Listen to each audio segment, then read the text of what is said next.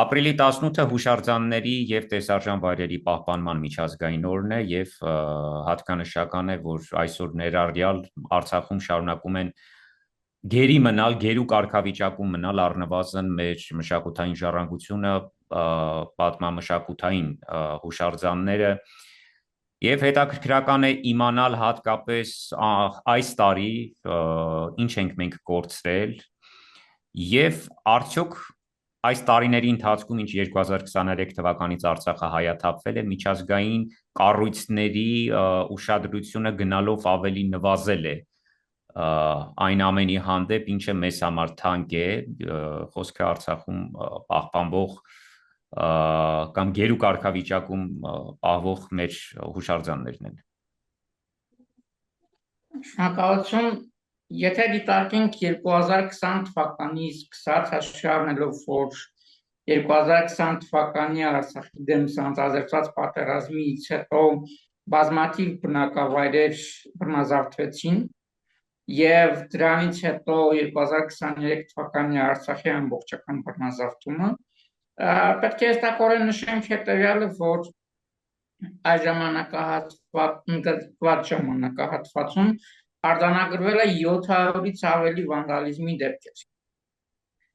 Եթե 2020 թվականի օկուպացված բնակավայրերում հիմնական թիրախը պատմաճարտարապետական հուշարձաններն է և շատ քիչ տոկոս էին կազմում բնակելի թաղամասերի ոչնչացման դեպքերը, ապա 2023 թվականից հետո ոչ միայն ընդլայնվեցին այդ մեթոդաբանությունը ժառանգության ոչնչացման, այլ նաև ամբողջական բնակելի թաղամասերին զուգահեռ և մշակութային ժառանգության ոչնչացման և յուրացման զուգահեռ, ինչը պարբերաբար Ադրբեջանը իրականացնում էր, սկսեցին ոչնչացնել նաև ամբողջական բնակավայրեր։ Մենք ունենք բազմաթիվ գյուղեր, որ ամբողջությամբ կամ մասնակի հողին են հոսպեցված։ Որոշ գյուղերի պարագայում մնացել է կանգուն ընդամենը մի եկեղեցի կամ մեկ այլ կառույց։ Ասենք Շուշիի շրջանի հերոսական Քարինտակը ամբողջովին հողին է հավասարեցվել և կանգուն է մնացել Քարինտակի եկեղեցին, որը մի քանի անգամ վանդալիզմի է ենթարկվել։ Ոչնչացված է Հադրութի շրջանի Մայրամածոր, Առաքել իր կազմի մեջ գտնող Ձորագյուղ գյուղով հանդերձ, Մայրամածոր, Մոխրենես, ընդ որում Մոխրենես գյուղի Սուրբ Սարգիս եկեղեցին մինչ գյուղահավիրերն էին հողին հավասարեցրել, Թաղուտ, Սարգսաշեն Մարտունու շրջանի և ցավոք սրտի այս ցանկը պարբերաբար ընդլայնում է և մենք ունենք տասնյակին հասնող արդեն բնակելի թաղամասեր ոչնչացված Ստեփանակերտում։ Որոշ այդ ոչնչացված թաղամասերում բնակելի այդ թաղամասերում, որոնք պատմական դիմագիծ ունեցող կառույցներ ունեին, տարբեր այլ շինություններ է սկսում Ադրբեջանը կառուցել։ Ստեփանակերտի 6 թաղամասը, որի հենքում է նաև պատմական Թումանյան փողոցը, որի բնակելի շենքերի զգալի մասի ճարտարապետությունը նույնական է Շուշի։ Այդ տարածքի տեղը Ադրբեջանի իշխանությունները կառուցում են այսպես կոչված հաղթանակի պարկ և մզկիթ։ Ընդ որում Շուշիում կառուցվող մզկիթը, նոր կառուցվող մզկիթը, կառուցվում է ոչնչացված Հայոց ցեղասպանության, հայերենական պատերազմի և Արցախյան պատերազմի հիշատակը հավերժացնող հուշահամալիրի տարածքում և հարակից հատվածներում ևս։ Այդտեղ ոչ միայն մզկիթի որոշ հատվածն են ընկնում, այլ նաև դարձյալ հաղթանակի պարկ, կարծեմ նախատեսում են նաև այնտեղ թանգարան կառուցել։ Եվ այս ամենը խոսում է նրա մասին, որ Ադրբեջանը հետևողական ոչնչացնելով հայկական պատմաճարտարապետական ժառանգությունը, մեր մշակութային ինքնությունը, իրականացնում է Արցախում Արցախի իսլամացման քաղաքականություն։ Եվ այդ ոչնչացման քաղաքականությանը զուգահեռ մեծ թափ են ստացել տարբեր բնակավայրերում մզկիթների կառուցումը։ Ընդ որում այնպիսի բնակավայրերում են մզկիթներ կառուցում, որտեղ երբևիցե մզկիթ չի եղել անգամ։ Բերձորում, ընդ որում Բերձորում մզկիթը կառուցվում է Ցեղասպանության 100-ամյակին տարելիցին պուրակի տարածքում, որը հարակից է Բերձորի Սուրբ Ամբարձման եկեղեցուն։ Եկեղեցին եւս հողին են հավասարեցրել։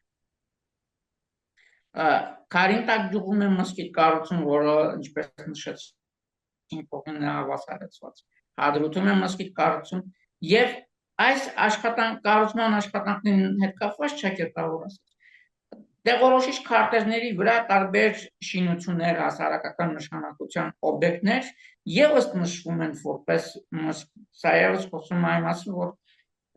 ինտենսիվ կերպով է իրականացվում Արցախի մշակութային ժառանգության փոխակերպումը քրիստոնեականից իսլամականով։ Դրանով Ադրբեջանի իշխանությունները փորձում են ցույց տալ, թե իբրև իրենք իսլամական քաղաքակրթություն տարածողներ են, իսլամի հետևորդներ են եւ մեծ կարևորություն ունի իրենց համար իսլամական քաղաքակրթությունը։ Այնինչ մենք պետք է արձանագրենք, որ Ադրբեջանը որևէ քաղաքակրթության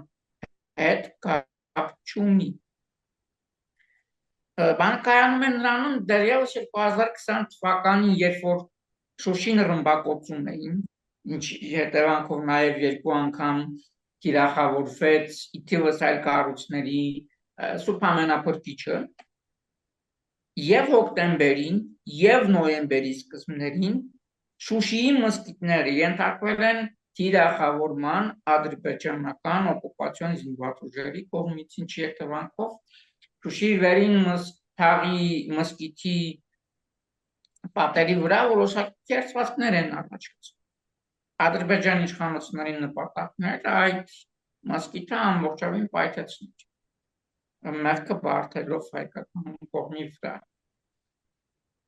Եվ սա փաստ է, որի մասին մենք պարբերաբար պետք է խոսենք, ներկայացնելով ոչ միայն այն վայրագությունները, որ Ադրբեջանը իրականացնում է Արցախի հայկական մշակութային ժառանգության նկատմամբ, պետք է նշենք նաև, որ Արցախում գտնող բոլոր պատմամշակութային ժառանգությունը, բացի հայկական մշակութային ինքնության տար լինելուց, ինքը համամարտկային արժեք ունի։ Եվ այն ինչ ոչնչացնում է Ադրբեջանում Արցախում, ոչնչացնում է ոչ միայն զուտ հայկական մշակութային արժեք, այլ նաև ոչնչացնում է համամարտկային արժեք ունեցող կառույցներ, կոթողներ։ Եվ այնքան որ նշեցինք 700 վանդալիզմի դեպքերը մոտավորապես։ Դա ընդհանուր խոսքը վերաբերվում է ընդհանրական տարածքներին։ Եթե դիտարկենք, որ այդ 700 վանդալիզմի դեպքերի մեջ ընդգրկված է նաև բազմաթիվ գերեզմանոցներ, որի տարածքում գտնվող ամեն մի տապանակար ինքնին տվյալ բնակավայրի, հատկապես Շուշի, Սխնաղ եւ այլ բնակավայրերի հետ կապված, ամեն մի տապանակարը ինքը տվյալ բնակավայրի պատմության բաղադրիչ է կազմում եւ մի քանի տապանակարեր լուծելով, ուսումնասիրելով կարող ես պատկերացում կազմել տվյալ բնակավայրում պատմությանը, մշակույթին, արհեստներին հաշվի առնելով, որ պատմական գերեզմանոցների տապանակարերի մի զգալի մասը հատկապես Շուշիում, բացի նրանից, որ տեղեկատվություն են պարունակում, թե ում տապանակարն է դա, նաև տեղեկատվություն է պարունակում քանդակների տեսքով, թե տվյալ անձը ինչ արվեստի տեղ, եւ երբ որ մենք իթիվս այլ փաստերի մենք ենք բերում Շուշի եւ այլ բնակավայրերի այդ արվեստների ցանկը, մշակութային արժեքները նաև այստեղ մեծ դեր ունեն գերեզմանոցների եւ տապանակարը։ Եվ պատահական չէ, որ Արցախի օկուպացված տարածքներում տարբեր ժամանակահատվածներում նաև 90-ականներին էլ էր նույն իրավիճակը, հատկապես հյուսիսային Արցախում կամ արցախյալ բնակավայրերում, որը ժամանակավոր հայտնում են Ադրբեջանի օկուպացիոն զորքերի տակ, առաջինը ոչնչացնում էին հենց գերեզմանոցները։ Եվ նույնը կատարվում է հիմա։ Եվ հիմա առավել ինտենսիվ պատմամշակութային ժառանգության ոչնչացման քաղաքականության մեջ տեղ է զբաղեցնում հաղթանակի խորհրդանիշ հանդիսացող կառույցների ոչնչացումը, հանուն հայրենիքի նահատակված մեր հերոսների հիշատակը հավերժացնող հուշանքների, հուշաքարերի ոչնչացումը եւ 1990-ական թվականներից մինչ օրս կառուցած պատմաճարտարապետական հուշարձանները եւս եւ ընդ որում Ադրբեջանի իշխանությունները չեն թաքցնում, որ իրենք ոչնչացնելու են այդ ժառանգությունը։ Ինչպես իրենք խոստովանեցին, որ հատուկ են ոչնչացրել Բերձորի Սուրբ Անպասման եկեղեցին, Մեխակավանի եկեղեցին, որի ոչնչացումը արձանագրվել է BBC լրատվողի կողմից։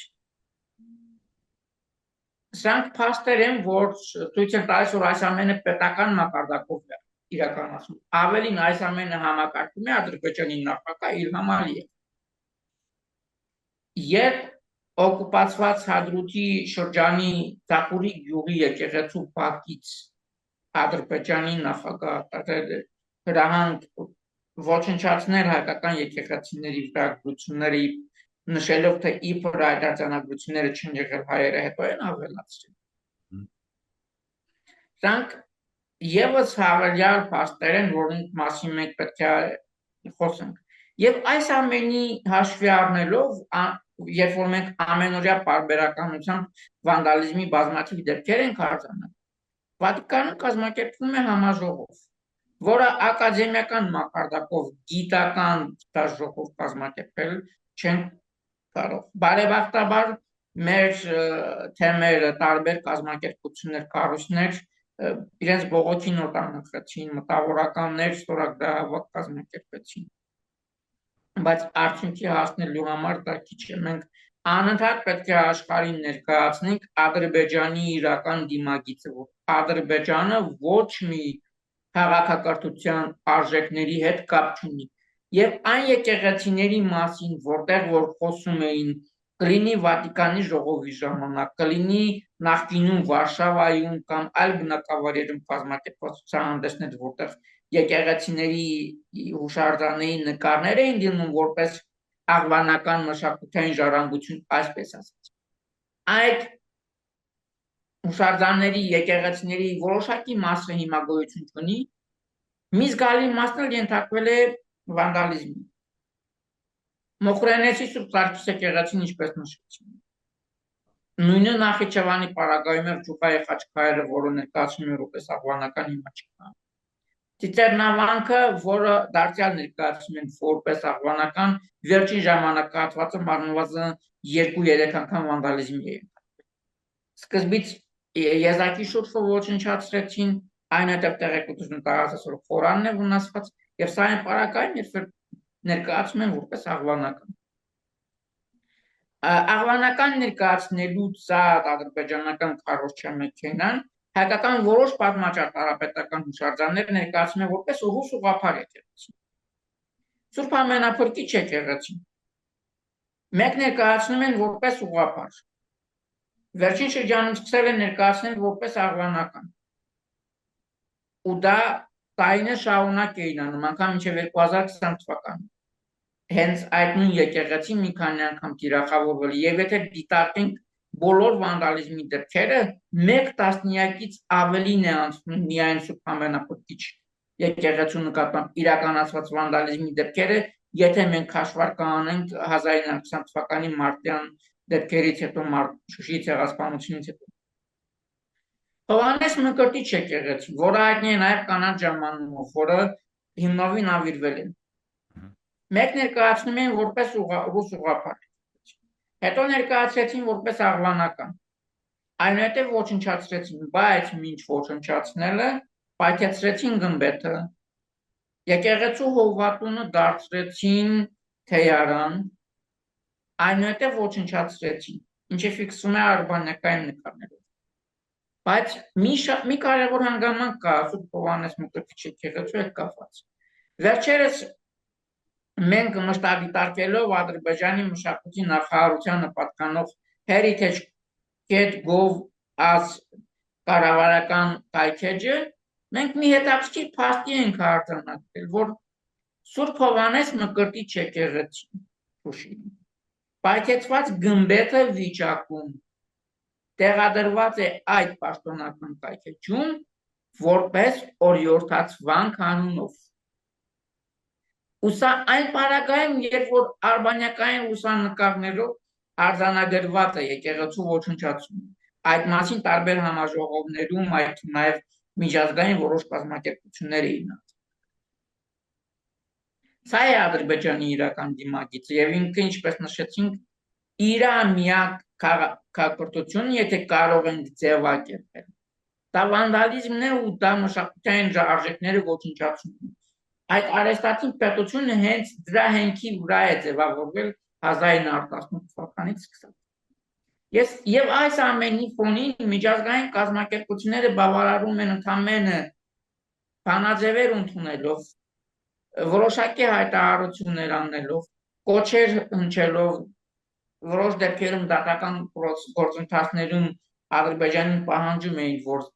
նախ զերծ մնա աղբանականացման քաղաքականությունից, պահպանի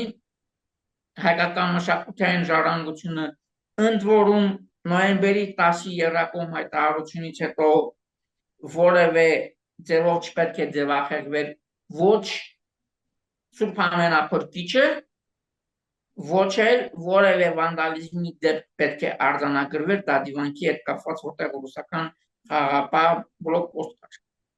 Հա տպավորություն առնվազն տեղեկատվական դաշտը դիտարկելիս ես մի հավելում անեմ, խնդրեմ արդեն նաև ձեր հարցի հետ է կապված, ձեր մեկնաբանության։ Արտակուս տպավորությունն այնպիսին է, որ միջազգային կոչերը նույնպես նվազել են։ Այո, վերջին շրջանում այդ հայտարարությունները, այդ բանաձևերը, դրանք կարևոր են, մեծ նշանակություն են, բայց դրանք արարողակարգային բնույթ են։ Միակ Արցախի հայկական պատմամշակութային ժառանգության պահպանման երկու մեխանիզմ կա, որը կարող է 100%, եթե ոչ 100%, մեկի պարագայում կարող է 100% գործել, մյուսի պարագայում գոնե կարող է նվազագույնի հասնել։ Երբ որ այդ արարողակարգային հայտարարություններից, բանաձևերից, հատուկ զեկույցներից բացի, որտեղ որ փաստերը արձանագրվում են, անցնեն հստակ պատժամիջոցների Ադրբեջանի դեմ։ Եվ այն դեպքում, երբ որ եւ Եվրոխորհրդարանի որոշ պատգամավորներ առաջարկում էին 24/7 ռեժիմով դիտարկում անել Արցախի մշակութային ժառանգությունը, եւ վերջերս Ամերիկայի կրոնական այդ ազատության հետ կապված կազմակերպությունը, որը զեկույցում մի քանի էջ տրամադրեց նաեւ Ադրբեջանի կողմից այդ վարակություններին Արցախի տարածքում, նշվում էր, որ ու կոչ էր անում Ամերիկայի կառավարությանը քայլեր ձեռնարկել զսպելու այդ քաղաքականությունը։ Այդ քայլերից, եթե գործի չի անցվի, որևէ զսպող մեխանիզմ, որևէ զսպող ազդեցություն Ադրբեջանի նկատմամբ չի ունենա։ Եվ որոշ դեպքերում հայտնի են այդ վանդալիզմի իրականացնողները, հատկապես որ Ադրբեջանը ջանքեր չի թաքցնելու դա, քանի որ հանցագործություն իրականացնողները հենց իրենք են տեսանկարանում եւ տարածում։ Մյուս կողմից Ադրբեջան ընդհանուր պետության դեմ ներգրավի դատական process-ներ, քրեական գործեր ընդհուպ մինչև միջազգային քրեական դատարան։ Հաշվի առնելով այն հանգամանքը, որ միջազգային քրեական դատարանի կանոնադրություն հանդիսացող Հռոմի ստատուտում հստակորեն արձանագրված են դեպքեր, որ մշակութային ժառանգության ոչնչացումը համարվում է ռազմական հանցագործություն։ Եվ սա կիրառելի է ոչ միայն այդ ստատուտի ընդունումից հետո տեղի ունեցած այս վերջին շրջաններում, այլ դա կարող ենք նաև հետադարձ բանով մենք օգտագործել 90-ականների ընթացքում թիրախավորված դեպքերին ռազմական նպատակով օգտագործած հուշարձաններին, քանի որ 1960 թվականին ընդունվել է հատուկ կոնվենցիա ռազմական հանցագործությունների նկատմամբ վաղեմության ժամկետ չկիրառել։ Եվ այս բանաձևերը կարող են օգտակար լինել եւ գործիք դառնալ միայն այն դեպքում, երբ որ սրա մասին ոչ միայն խոսեն մասնագետները, հետազոտողները կամ հետազոտական թիմերը իրենց հետազոտություններում կամ հատուկ զեկույցներում, այլ նաեւ եթե պետական մակարդակով այս խաղաղության ճակերտավոր ասած օրակարգի փոխարեն այս օրակարգով առաջնորդեն եւ այդ բանաձևերը որպես հստակ զենք օգտագործեն եւ գոնե արդյունքի հասնեն նվազագույնի հասցնելու վանդալիզմի դեպքերը։ Եվ երկրորդ ամենակարևոր հանգամանքը, որը կարող է 100%-ով պաշտպանել Արցախի պատմամշակութային ժառանգությունը, դա այդ պատմամշակութային ժառանգության ստեղծողների վերադարձն է պատմական կենսատարածք ու վերադարձ այն իրողություններով, ինչ գոյություն ուներ առնվազն մինչև 2020 թվականը։ Միայն այս պարագայում է հնարավոր զսպել կամ կանխել այն վարագությունները, ինչ տեղի ունենում մշակութային ժառանգության հետ։ Եվ միջազգային այսօրը հերթական առիթն է բարձրաձայնելու այս խնդիրների մասին։ Եվ մի շատ կարևոր հանգամանք էլ մենք պետք է արձանագրենք։ Բոլոր փաստերը մեզ հիմք են տալիս նշելու, որ այն ինչ տեղի է ունենում Արցախում հիմա, աշխարհի մակարդակով խոշորագույն մշակութային ցեղասպանություններից մեկն է հանդիսանում։ Շնորհակալ եմ։ Ես եմ շնորհակալ։